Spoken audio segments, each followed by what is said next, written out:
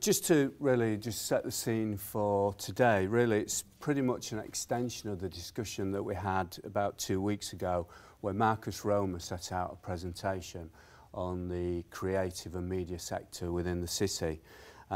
What we're going to do is move that debate on a bit today and actually look at how we can bring that sector together with the public services and how we can begin to really innovate the way in which the council delivers services. I think, sort of reflecting on the things Marcus said last time if you were here, he went through just the scale of sort of media arts within York, and there was a whole load of stuff that I wasn't even aware of about the scale of operation, the amount of businesses we've got and the amount of income it's generating for the city. So it's probably no surprise to most of us that just a few days ago we announced that Marcus and Kirsten will be going to Korea the week after next to present the outline of York's bid to become a creative city. It's a fairly prestigious award from UNESCO. There are only 29 cities in the world that have that status. So both Marcus and Kirsten will be presenting in Korea on York's bid ahead of it formally being presented towards the back end of the year.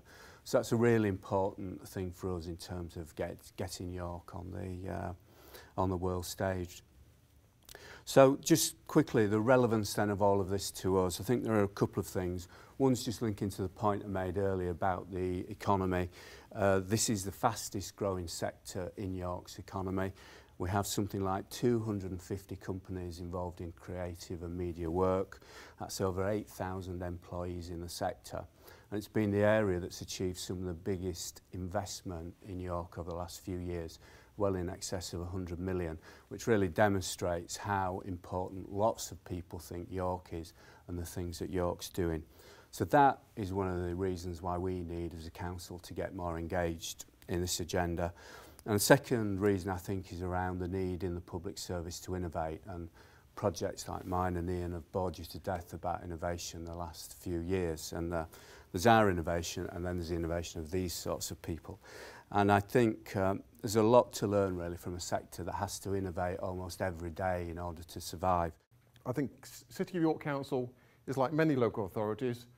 In terms of the rhetoric, we're very strong in terms of talking about innovation, but the reality is maybe we're not quite so good in practice.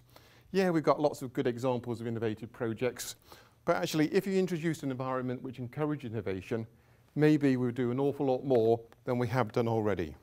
Up to £500,000 for 5 of the 17 winners will go into phase 2. That's important to us. But also this programme is also about embedding innovation. Councils talk a good talk in terms of innovation. The reality is not the same. Not many councils, if any, have an innovation strategy. We don't have people kind of whose job it is to find innovators to help us with our work. And we've done some really great projects, but we had an environment that embedded innovation. Maybe we could do an awful lot more. So the starting point to that is actually, yeah, open innovation is about looking outwards, but let's not forget that first of all we need to look inwards. So what is open innovation? It's basically just about opening up the processes, bringing in community members to tell you about problems, bringing in the businesses to help you solve them. It makes it easier to do things faster, to do things smarter, to do things better, and also to do things for a bit less money. We wanted to ask you guys what you thought. We want to tell you about what our plans are, because it involves all of you. And we want you to sanity check us. Are we completely off our heads?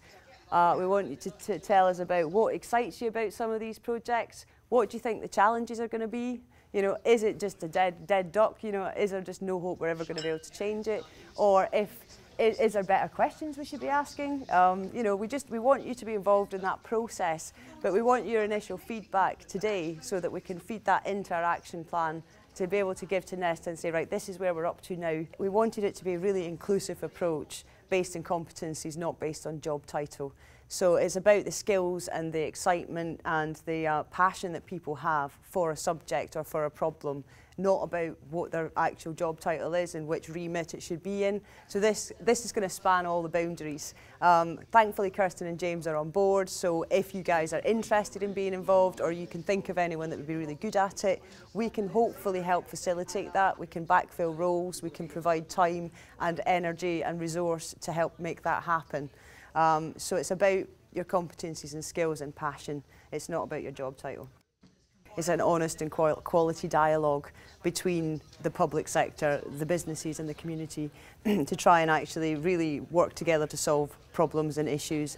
It's also about it being an ongoing process. It's not something that you do within 2 weeks. It's not like our pilot where we do a couple of projects and it's like, yep, that was great, thanks very much, cheers for the cash, Nesta. Right, well, anyway, let's get back to our day jobs. This is about it being an ongoing process. It's about actually creating an innovation ecosystem with a support system with these businesses and the community around you, so that in the future when you start to come up with problems or challenges or the desire to want to do something in a different way, there's actually a support system of these people that you've developed over a period of time that will be there to help you do that.